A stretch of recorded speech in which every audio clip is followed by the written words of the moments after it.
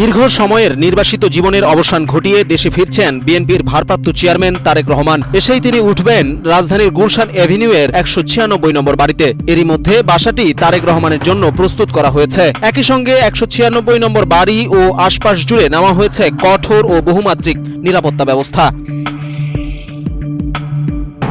24 December বুধবার বাড়িটির আশপাশ জুড়ে লক্ষ্য করা গেছে কঠোর নিরাপত্তার চিত্র। করোনা বা যে কোনো ভাইরাসের এগেইনস্টে ফাইট মানি ব্যাকট্রলের লেফট রাইট। এদিন 196 এভিনিউ ও আশপাশের সড়ক, অলিগলি ও গুরুত্বপূর্ণ স্থাপনায় পুলিশ, গোয়েন্দা সংস্থা এবং বিশেষায়িত নিরাপত্তা ইউনিটের সদস্যদের উপস্থিতি চোখে পড়ে। একই সঙ্গে চোখে পড়ে অতিরিক্ত সিসিটিভি ক্যামেরা ও চেকপোস্ট।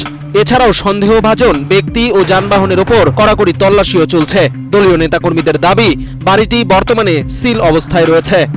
টিম আছে, এই টিমটা কিছুক্ষণ আগে ওই আপনার বিশেষজ্ঞ যে লোকজন এবং যন্ত্রপাতি এবং আপনার যে ডগ স্কোয়াড যে আসে, ও এসে কিন্তু সব চেক করে গেছে, কিছুক্ষণ আগেই চলে গেছেন। এই বাড়িটা এখন মোটামুটি কিছু লোক ছাড়া সিল করে দেওয়া হয়েছে।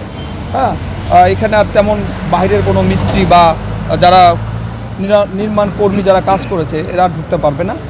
এখন সিল অবস্থায় আছেন।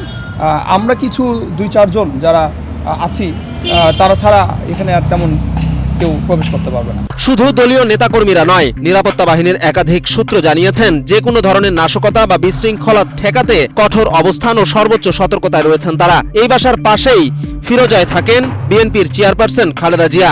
এই বাড়িটি ছাড়াও গুলশানে আরেকটি বাসা ভাড়া নেওয়া হয়েছে, যেখান থেকে জাতীয় সংসদ নির্বাচনের যাবতীয় কার্যক্রম পরিচালনা করা হবে। দলীয় কার্যালয়, ফিরোজা ও গুলশান 196 এভিনিউ আশপাশের এলাকায় সিএসএফ মোতায়েন করা হয়েছে। নেতাকর্মীদের স্পষ্ট নির্দেশনা দেওয়া হয়েছে আইন শৃঙ্খলা পরিস্থিতি যেন কোনোভাবেই প্রশ্নবিদ্ধ না হয়। তবে বেলা বাড়ার সঙ্গে সঙ্গে বিএনপির গুলশান কার্যালয়, তারেক রহমানের বাসভবন ও ফিরোজা এলাকায় নেতাকর্মীদের ভিড় বাড়ছে। আছে উৎসুক জনতার উপস্থিতিও। কেউ কেউ বাড়িটি এক নজর দেখতে আসছেন।